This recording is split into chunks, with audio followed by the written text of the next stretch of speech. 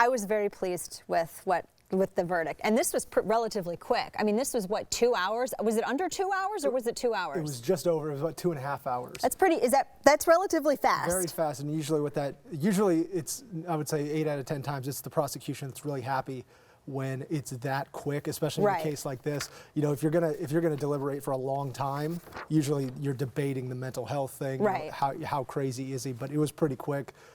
Unanimous verdict. Unanimous, no one holding out. So pretty clear cut for them. And they were on TV today saying that they never bought it.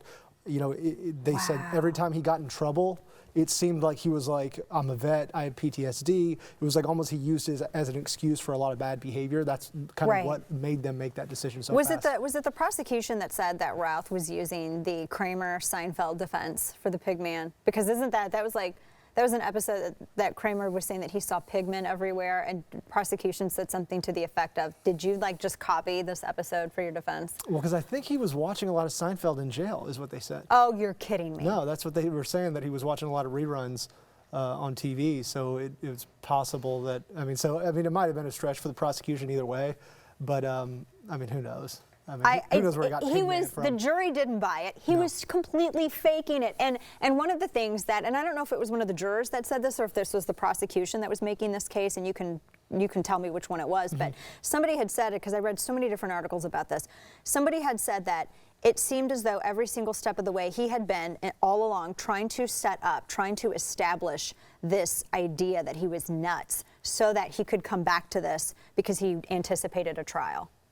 You know what I think? I think he's mentally ill, and that played into, like, I think his. Is he? I think he's mentally ill in terms of he definitely has some problems. But he knows right from wrong. But he knows right from wrong, and so what I was going to say is I think that played into his plot to like try to get out of it by being super insane that he didn't know what he was doing. You know what I mean? That like the way he planned all that and the way he kind of played on that narrative, I think is part of his mental illness, but it shows he knew what he was doing. He kind of had this plan of how he thought it was going to go, and obviously it didn't. So now it's life without parole, so he should never be getting out ever.